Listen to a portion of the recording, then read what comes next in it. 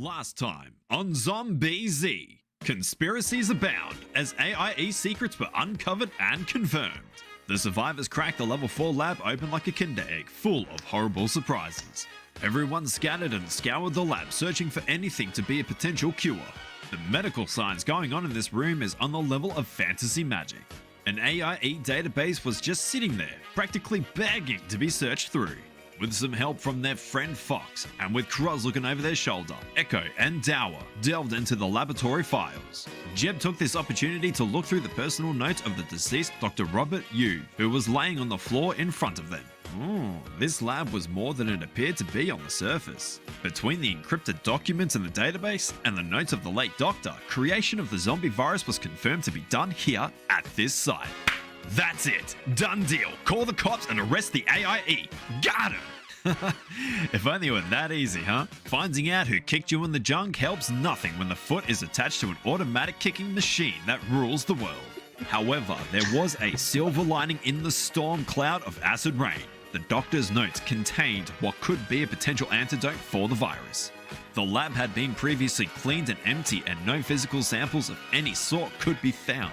After some discussion of how to proceed with the new information, Croz tells the group of the second lab down the service tunnel he used to escape. It was quickly decided to proceed to the next location, and the survivors continued deeper into the bowels of AIE's secrecy. Along the way, more security protocols were tripped, and unfortunately for Croz, he was in front. Another turret activated and fired a blast of molten plasma at Croz, melting some of his armor and causing mild discomfort to the surrounding area. Looks like he needs Soother's Original Plasma and Laser Burn Ointment, a Falker's Pharmacy brand since 2075. When your regular burn cream doesn't take the edge off the searing, nerve-deadening anguish that is laser or plasma wound, remember to cry out in pain. For Soothers. Back in the tunnel, the turret was totaled and the group was on guard. They approached the door to the laboratory and were interrupted by radio chatter. On the surface, Laura reported several zombies heading for the service tunnel our survivors were currently in, and a few moments later, the familiar moans and groans of infected walking death were heard in the darkness of the tunnels. The lab door was quickly opened and restricted time limit of 15 minutes was granted to Dr. Benson's keycard holder. More familiar groans of the ever-present common zombie came from inside. These fuckers are everywhere. As the lab is entered to deal with the reanimated refuse, a roar came from the other end of the tunnel. A big one was on its way. Without hesitation, Jeb reached into his hillbilly bag of tricks and produced a claymore mine. He handed it to Dower, who set it up while Terrence held off the approaching zombies. Croz had yet to catch a break, because inside the lab another security turret had activated and locked onto him with the intent of executing its programming, which was executing things.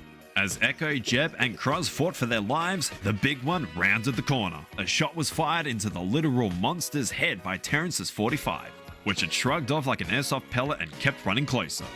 The cry action was promptly taken by Terrence. Luckily, Dower's placement of the claymore was spot on, and the zombie juicer planted a big angry foot on top of the explosive. Critical hit. The hall exploded in a fury of rubble and dust as the juicer crumbled to the ground in front of Terrence in a heap of savage muscle and blood. The dampen pants action was taken. Back inside, a level 6 override was announced through the PA system, and Echo quickly jammed the lab doors open with the severed adamantine arm blade of Assassinator Zombie. Resourceful. Combat was not over just quite yet, but Croz's time on this world almost was. A zombie got up close and personal and was seconds from turning Croz into another member of the Brains for Breakfast Brigade. But Jeb intervened and heroically stabbed the absolute shit out of the zombie, saving Croz from his gruesome end.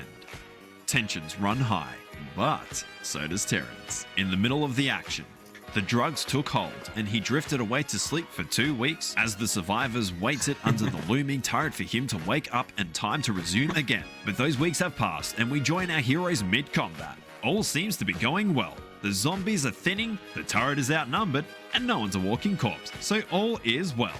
All this and more right now on Zombie Z. God, these just get better and better every time. God, I love it. I love it.